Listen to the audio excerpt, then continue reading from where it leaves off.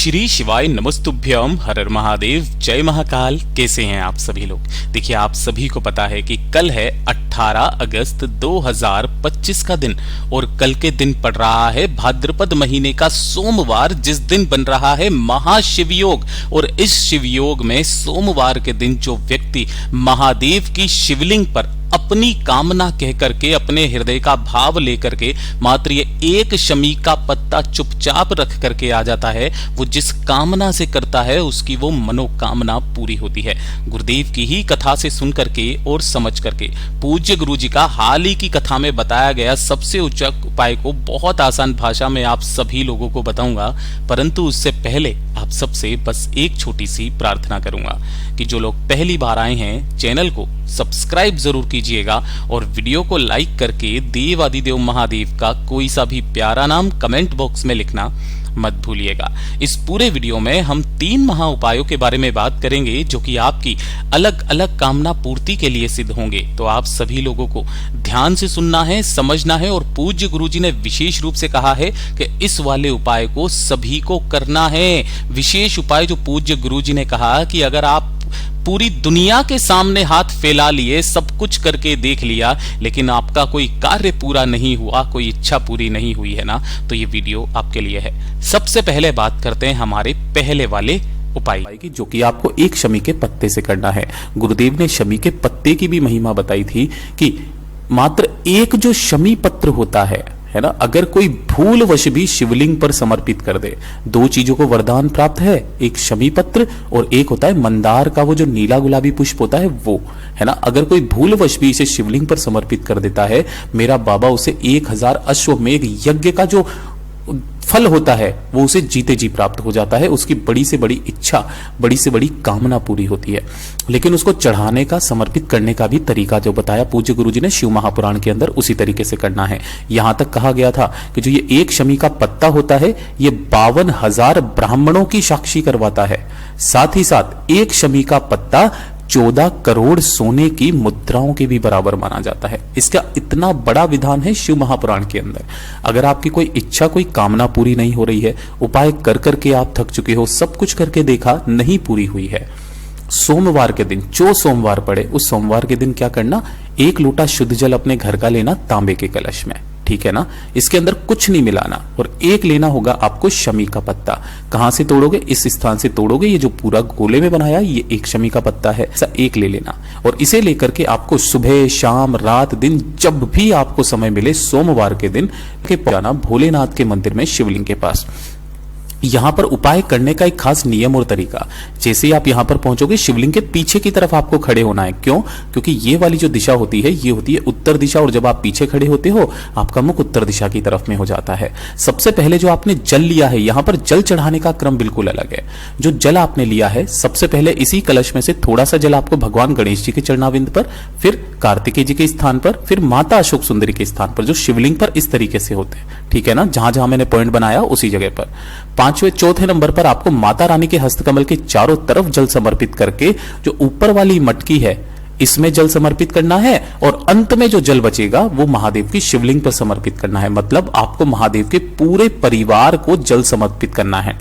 यहां तक तो हमें पता था कि ये कौन है, जो ऊपर वाली मटकी होती है। अगर बाय द वे ये नहीं है, तब आपको महादेव जी की 5 पुत्रियां, जया, विषहरा, श्यामली वाली, दोतरी एंड देव, इनके नाम से आपको जल समर्पित करना है, ठीक है। ये जल समर्पित करने का एक नियम है जो कि आपको सोमवार के दिन करना है। पूरा जल समर्पित हुआ। जल समर्पित कर देने के पश्चात आपको अपने दाहिने हाथ में उस शमी के पत्ते को रखना है जो आपने एक लिया हुआ था। किस तरीके से रखना है, जैसे मान लीजिए ये आपका दाहिना हाथ हो गया, डंडी अपनी तरफ में रखना और इस तरीके से शमी के पत्ते को रखना। अपना नाम और गोत्र बोलना। नाम और गोत्र बोल करके जिस तिथि को कर रहे हो उस तिथि को बोल देना, ठीक है। जैसे कि ये सोमवार, ये है मार्गशीर्ष मास की कृष्ण पक्ष की 10वीं तिथि सोमवार का दिन। इस तरीके से बोल करके इस शमी के पत्ते को आपको यहाँ बीच में जो मोटी लाइन होती है, माता अशोक सुंदरी का स्थान, इस स्थान पर आपको स्पर्श करा करके अपनी कामना कहनी है, छोड़ना नहीं है। यहां पर आपको अपनी मनोकामना कहनी है और कहने के पश्चात यहां से उठाकर इसे महादेव की शिवलिंग पर समर्पित कर देना। बस इतना सा काम आपको करना है, छोटा सा उपाय है मात्र। गुरुजी ने कहा जीते जी आपको इसका फल मिल जाता है। पूज्य गुरुजी का बहुत अद्भुत और अचूक उपाय है, जरूर कीजिएगा। और जो दूसरे नंबर का उपाय है ये तो आप सभी लोगों को करना है इस सोमवार के दिन, गलती से भी मत भूलना। ये जो घर की समस्याएं होती है ना, घर की कौन सी समस्याएं हैं? देखो, जो घर की समस्याएं हैं क्लेश को लेकर के, लड़ाई झगड़े को लेकर के, अगर क्लेश बहुत ज्यादा हो रहा है, लड़ाई झगड़ा बहुत ज्यादा हो रहा है, परिवार में प्रेम भावना नहीं है किसी के भीतर, या फिर आपके धन की आवक रुक गई है, कर्ज बढ़ता चला जा रहा है, परिवार में किसी की उन्नति नहीं हो रही है, परिवार की सत्ता में कमी आ रखी है, वैभव में कमी आ रखी है, तो अपने पूरे परिवार के लिए परिवार की कोई भी एक स्त्री इस वाले उपाय को जरूर करना सोमवार के दिन। या फिर अगर सोमवार को ना कर पाओ, गुरुदेव ने कहा 12 महीने शिवरात्रि आती है, 12 महीने प्रदोष आती है, किसी भी शिवरात्रि किसी भी प्रदोष के दिन कर लो। हफ्ते में कम से कम एक दिन ही आपको यह उपाय करना है जो सोमवार का दिन होता है। आपको लेना है 1 लोटा शुद्ध जल अपने घर का तांबे के कलश में। इसी के साथ में आपको लेना होगा मात्र 1 शमी का पत्ता। कहां से तोड़ोगे इसका तो क्रम मैंने पहले ही बता दिया, ये जो गोले में बताया है। इसी के साथ में आपको लेना होगा 1 बेलपत्र जो कहीं से भी खंडित ना हो, अगर नहीं मिलता है महादेव की शिवलिंग से उठा लेना, धोकर के काम में ले लेना। गिन करके 5 हरे मूंग के खड़े दाने आपको लेने हैं। ये जिस तरीके का दाना ये दिख रहा है आपको, इसी तरीके का दाना लेना है 5। और सबसे महत्वपूर्ण चीज है वो लेना है आपको 1 गुड़ का टुकड़ा। सबका अलग अलग क्रम है। एक जो गुड़ का टुकड़ा होता है ये आपके घर में संपदा की वृद्धि करता है, साथ ही साथ जो बेलपत्र आप समर्पित करते हो आपके घर के सभी क्लेशों को दूर करता है। शमी पत्ता आपके घर में धन संपदा की वृद्धि करता है, और हरा मूंग आपके घर में भंडार को भरता है, वैभव में वृद्धि करता है। इन सभी को आपको करना क्या है, चारों को इसी वाले कलश में डाल लेना। अब घर से डाल करके लेकर के जाओ ये जरूरी नहीं है, आप मंदिर जाकर के भी, अगर आपके पास में जो पूजा की थाली में सारी चीजें होती है ना, तो वहां जाकर के भी आप इसी कलश के अंदर डालना। शिवलिंग के पास में पहुंचना, शिवालय में, मंदिर में पीछे की तरफ खड़े होना, जिससे आपका मुख उत्तर दिशा की तरफ में हो जाएगा। दोनों हाथों में उस कलश को पकड़ना। अब यहां पर जल चढ़ाने का क्रम बहुत अलग है। द्विजेश्वर महादेव के नाम से आपको यह उपाय करना है, अगर आपको उपाय याद आ गया हो। द्विजेश्वर महादेव के नाम से जल कैसे समर्पित करोगे? सबसे पहले अपना नाम और गोत्र बोल करके आपको इसे अपने दाहिने हाथ में ले लेना है, और सबसे पहले आप जो जल समर्पित करेंगे इस तरीके से, यहां पर जलाधारी पर जल समर्पित किया। अब यहां से जल की धार को आपको आगे की तरफ बढ़ाते हुए लेकर के जाना है, लेकर के जाना है, लेकर के जाना है, और शिवलिंग के पीछे की तरफ से ऐसे कटी भाग से करके वापस इसी स्थान पर आना है, ठीक है। और आकर के फिर वापस आपको जाना है और शिवलिंग के ऊपर की तरफ में आपको जल समर्पित करना है। जब भी आप जल समर्पित करेंगे किनके नाम से करोगे? द्विजेश्वर महादेव के नाम से। एक बार फिर से समझ लो, जलाधारी पर जल की धार लगा करके आपको सीधे जल की धार को लेते हुए जाना है, कटी भाग के चारों तरफ से उसी स्थान पर वापस आना है, और वापस जाकर के फिर से वापस आपको शिवलिंग के ऊपर इस जल की धार को लेकर के जाना है, और संपूर्ण जल द्विजेश्वर महादेव के नाम से समर्पित करना। उसके बाद जो भी जल जलाधारी से बह करके नीचे की तरफ गिरे उस जल को आपको रोकना है। रोक करके बाबा से निवेदन और कामना करके इस जल को लेकर अपने घर पे जाना। जैसे ही घर पे जाओगे सबसे पहले घर की चौखट पर इसका थोड़ा सा जल समर्पित कर देना, वहां पर छींट देना, घर में धन संपदा की वृद्धि के लिए। और घर के जितने भी सदस्य हैं उन सभी को आपको इसका आचमन कराना है। परिवार में सुख शांति समृद्धि आएगी, क्लेशों में भी कमी आएगी। पूज्य गुरुजी का बहुत अद्भुत और अचूक उपाय है, जरूर कीजिएगा। बात करते हैं तीसरे नंबर के उपाय की।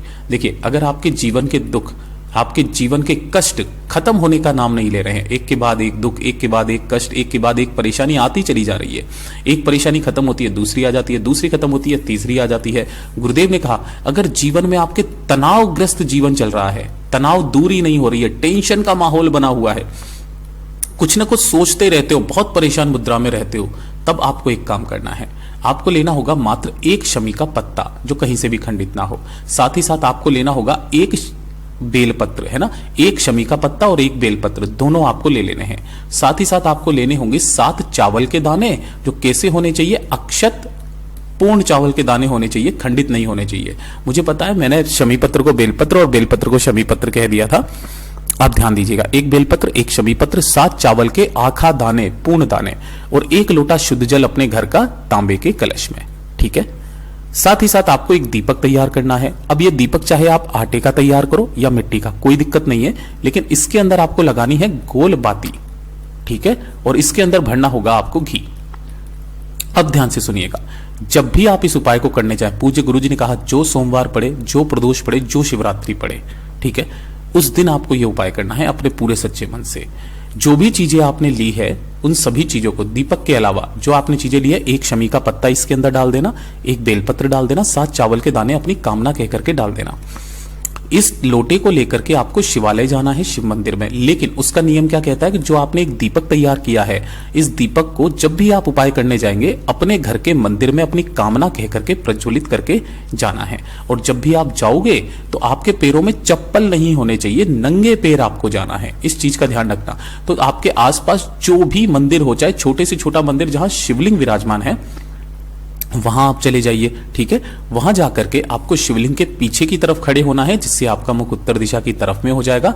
दोनों हाथों में उस कलश को लेना है ना, और उस कलश को लेकर के अपना नाम और गोत्र बोल करके बाबा से विनती और कामना करके संपूर्ण जल को शिवलिंग पर समर्पित करना स्टार्ट करो। जो सोमवार पड़े, जो प्रदोष पड़े, जो शिवरात्रि पड़े, जो भी जल जलाधारी से बह करके नीचे की तरफ आकर के गिरे, उसे अपने दाहिने हाथ में लेना, अपने दोनों नैनों पर अपनी कामना कह करके लगा लेना। गुरुदेव ने कहा उस दिन के बाद से ही आपके कष्ट परेशानियां खत्म होने लगेगी। पूज्य गुरु जी के सभी उपाय बहुत ही ज्यादा खास और अद्भुत है, जरूर कीजिएगा। वीडियो पसंद आए तो लाइक जरूर करना, चैनल को सब्सक्राइब जरूर कीजिएगा। मैं आपसे मिलता हूं अगली वीडियो में, तब तक के लिए ओम नमः शिवाय, हर हर महादेव, जय महाकाल।